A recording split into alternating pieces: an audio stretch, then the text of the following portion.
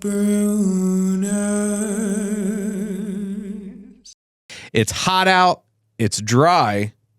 What's your grounds maintenance vendor doing? Well, today I'm going to tell you what we do at Brunner's Lawn and Services when it's too hot and too dry out to mow turf. I'm Gary. And I'm Andrew. And we are with Brunner's Lawn and Services. And we're going to give you the Brunner's bits, right? We're going to give them the business. The business. And we're going to let you know what we do when it is too dry out. Yep. So during the dry periods, our team at Brunner's is far from idle. We stay busy. We adopt a proactive approach, engaging in the various tasks that we need to do to maintain the high standard of service for our clients. In this video, we're going to focus on the three most important tasks that we do. We're going to give the people out there in social media, video land, blah, blah, blah, whoever's watching land, we're going to give them a clear understanding of our proactive strategy. How strategical. Yeah. All right. But anyways, let's jump in. What's the first thing we do, Andy? We maintain our trucks and we maintain our equipment. We catch up on anything that we've been letting slide on maintenance. I mean, there's the day-to-day maintenance of, it's broken. But then we can take the time and go through and actually make sure all the trucks have oil changes and all the little things like the truck hasn't been vacuumed out and the guys have been living in it for, months. And it's, folks, I'm going to let you know right now, a landscaper's truck, it stinks. It smells like butthole, beeswax. Every now and then you get a bit of citrus because everybody eats oranges and Speedway things like that. pizza. McDonald's wrappers. I mean, a landscaper's truck is awful. Now, they clean their trucks out every day, but, How long did it take us to get them to do that? But yeah, drift, squirrel. It happened. The oils, the filters, Yep. the belts. I had a video a while back on some maintenance tips, and this is one of those times that we're able to perform that stuff. Like you noticed today, Decking boards on one of our trailers it's time. it's time to replace them. Yep. We have some welds. You're always doing welding. Seems like something's always. This corner's come up and it's catching a tire. It's also a good time to inspect that old equipment. Mm-hmm. Yep. Stuff that we don't use, it's our backup. Make sure it's not sitting just gathering dust. I mean, we have a number of things that are one-off pieces of equipment that, we don't use, but maybe 6 times a year. Like the bed edger. It's about to get put away for the season. Yep. The big walk behind guy. I mean, it's done. Yep. It's done. We can inventory. Oh yeah. Inventory. That's make sure we have everything stocked up for once we start getting rain and things pick back up. Get a couple 10 millimeters sockets. I keep them on my keys over there. This is also a really good time for us to demo new equipment. Oh yeah. Yep. The battery powered stuff is really big. And yes, folks, we don't have both feet in. We're not diving in the deep end, but we are experimenting with some battery powered stuff. Yep. Lawnmower. We have 2 push mowers that are battery powered, and they first half of the season, first 3 quarters of the season, they seem to be working pretty. I'm going to just come out and say badass. Yeah, we're running them through their paces. I mean, you just got to make sure you have the batteries. Make sure the guys they put charge them back them. On the charger. And girls, guys and girls. So yeah, folks, maintain your equipment and your trucks and your building That's right. Well, now we have somebody that comes in and cleans. Well, but in the past, it got cleaned twice a year. Once in the summertime when we were really slow, and then once right before our Christmas party. Yep. So littering. But guess what time it is now? I don't know. You do. Are you sure? Ding, ding, ding, ding, ding. Customer service corner. Oh no.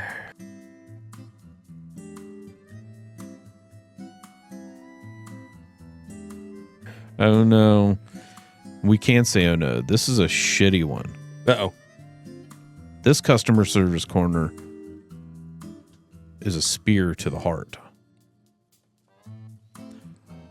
We're going to talk today about how we deal with micromanaging, and I'm just going to come out and say asshole board members and board presidents. Because let's face it, folks, 99% of the people we deal with are the sweetest, easygoing, treat you like a human being, great people. 99, and actually I'm almost willing to say 99.80%.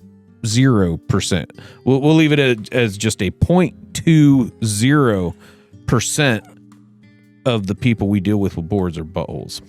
Everybody has a they're nice. There's just that little chunk. Yeah, and you're right, because everybody has a bad day. Just because they're hard to work with doesn't mean they're not good people. They're just, yeah.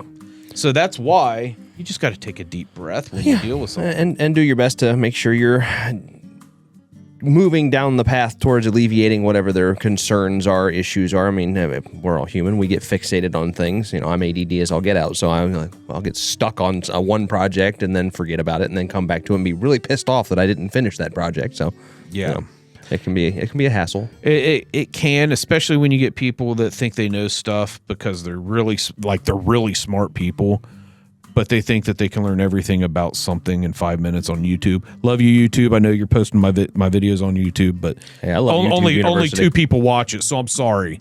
I'm going to speak the truth. People watch YouTube and think they become experts at YouTube something. University. It's the worst. That's really caused a lot of problems on some stuff. That's why after you take a deep breath, you can educate the board member or the president or whatever, just resident on the property, or just the maintenance manager or small business owner. Who I mean, it doesn't have to be a board. Just dealing with, could be the guy in the wheelchair at the retirement community you take care of that wants to cuss you up one side and down the other, and then tell you about his Tommy toes in the garden out back, and then not remember who you are because he has Alzheimer's. Yep, that's happened. So you educate, you educate, and then after that, you just do your best to do things. I mean, if you've done everything that you possibly can to do things right, the right way, and deep down in your heart that you did your absolute best, don't lose sleep over it. You can't control things that you can't control, and other people's. Even if you take them cookies and they still didn't like, although cookies do solve a lot of problems. Yeah. I mean, oh, come on. That's not from cookies. No. So half of this is from cookies. The other half is from wheat and barley and hops, yeast and some hops. Yep. Don't say the 4-letter word. It's too early in the day. It's too early. So there are those cases, though. You've done your best. You've educated. That you just have to let the property manager deal with it. And then we've also had instances where we had to walk away from things like, okay, well, thanks for the opportunity. Have a good day. That's a last resort nowadays. Yes, it used to be a first resort. And I know it's a trend. Every video you guys are watching now of these Brunner's bits, it comes up, oh, Gary used to be an asshole. Blah, blah, blah. Well, it's not false. So you were quite difficult to deal with there for a while, Therapy. That's what this is, right? Yeah. You're never too manly to go talk to a therapist. I mean, Tony Soprano did. Never watched that. Well, it's before your time. I hate to say it that way. Nah, it's fine. You was a young man. Yep. I was watching those cartoons we were talking about. And then, like you just said, you let the property manager deal with it, and either you continue the contract or you walk away. Exactly. So, folks, have you had a landscape vendor walk away? If so, and you need a new vendor, give Brunner's Lawn and Services a try. You can reach us at 937-681-4859. You can visit our website at www.brunnersltd.com, or you can leave a comment below. So, folks, that's how we deal with micromanaging or hard to work with board members or managers or whatnot. Even residents. Yeah, even residents. Gardening clubs. Each other. Oh, yeah. Litter. I'll say it. There you go.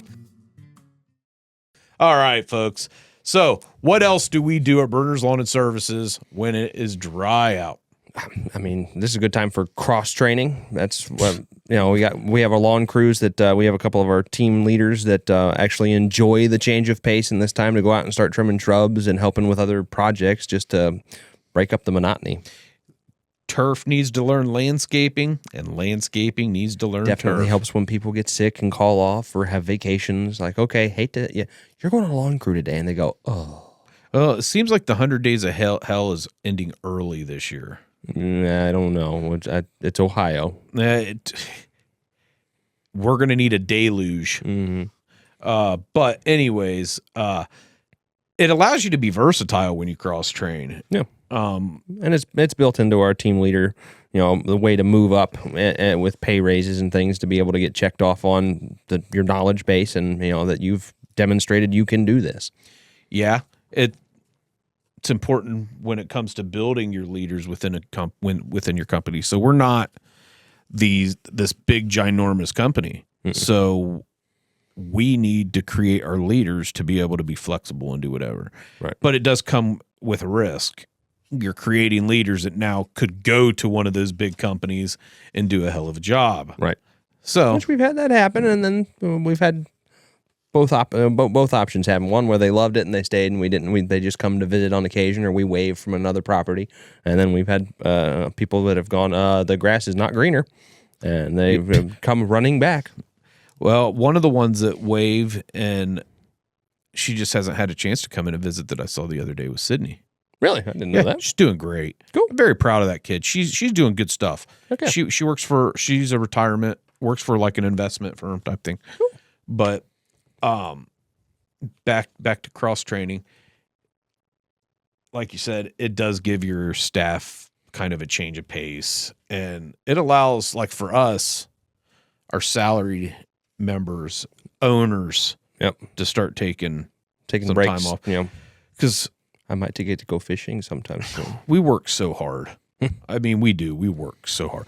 Doing these videos is just one part of the day. The rest of the day is catching up on why my phone has gone off 4 times since we started. Well, I got to call said property manager in a little while and try to talk her off a cliff. It's your turn. It's my turn. And that's what you do. Yep. That's what you do. As owners, it's important for us to cross train too. And every single one of us owners, me, you, and Josh, should be able to be reached by any one of our clients. And I know that in the big world of like the big companies, nobody's reaching the CEO of Nike or something like. But with a company like ours that are built on working with other small businesses, having the owners be able to do different tasks. Now, I'm not going out and changing a motor on a lawnmower. I'm sorry. And I could probably do it, but it would take me 4 times as long as it would Josh. He could probably do it in his sleep. I could probably say you're probably one of the least expendable of us 3 owners because you can do a little bit of everything. That's because you two were both in your own lane and I was just bouncing in the middle for the longest time. True. Cross training, it builds your leaders, helps others get downtime. Yep. It just overall is great for your company, and we use the dry months to do that. So,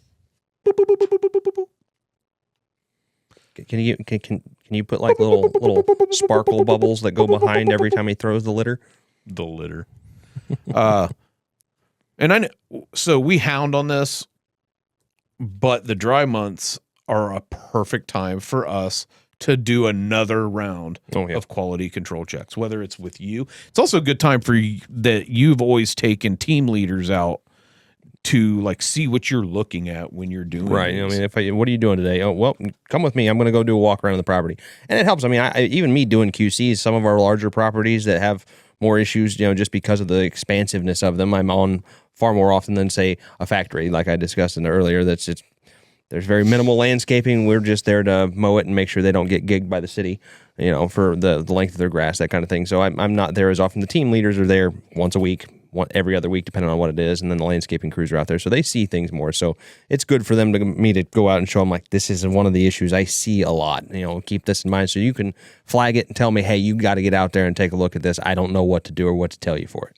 Well, by you doing that, it helps our team leaders and team members catch problems. Right.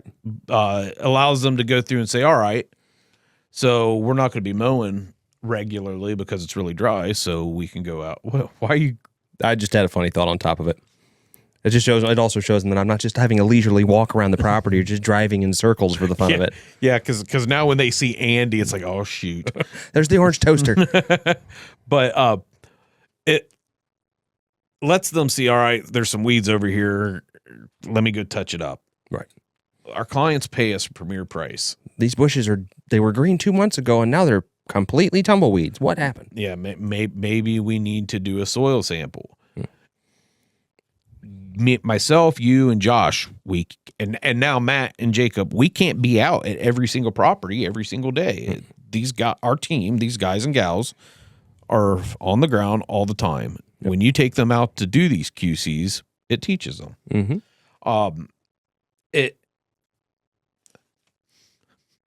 How many miles a day do you walk, Andy? Depends on the day. I have to ask you. I was just thinking about that. Like, we're talking about QCs and fixing issues and quality issues and things like that. I think. How many miles? Yesterday was like 13,000 steps. The day before, I think I was into the 220s. I had to have to go back and look. How many steps is a mile? I don't know. I don't know that off the top of my head. I just look at the steps. All right, folks. Andy's going to pull. Actually, just let Jonathan or John. Oh, you did it this time. Anthony, look it up for us. How many steps are in a mile? All right, looking it up right now. He's looking it up, folks. I'm going to take a guess. I'm going to say 2,000. It's more than that. I don't know. It's what? 2,000 for. Oh, look at you! Holy shoot! I was. Look at me talking like I'm respectable. Wow. Okay, so, folks, I had no idea. Yes, it's 2,000 steps. Thank you, Anthony. Thank you, Anthony. Yeah, who's Jonathan? Yeah, I did that last time. I'm sorry. So Jonathan is one of our subcontractors, and you guys actually are quite similar. My average steps this week is 11,200. So you walk a little over 5 miles a day. I'd have to look and see how many miles on my car I'm putting on it, bouncing between properties. Yeah. How do your feet? So, folks, without giving his medical history, Andrew has some feet problems. Well, foot. I got one good one and one bad one. And he walks more than most people with. So I'm reading this book called Atomic Habits. Mm-hmm. You are the perfect example of why somebody like me should say, instead of saying, I have to walk 5 miles, should say, I get to walk 5 miles. Because there's going to be one time, there's going to be a day where you're going to be a pirate. Oh yeah. You're going to get you a parrot. Oh yeah. Or crow. Corn. Yeah. Damn one. All right. So finally, with quality checks, it helps you identify any problems, maintenance, services. Helps us. Maybe there's something that we need to add to their seasonal proposal. Like maybe there's a tree line that needs trimmed down, and rather than just every year asking, we just get it scheduled. Yep. Things like that. So quality control checks, important. When it's dry, it's a great. You smile every time. Every time. It's because every time you toss it, I want him to edit in like sparkles coming off of it or something. So to conclude, we'll conclude. Indeed. Dry months really aren't slow months, folks. No.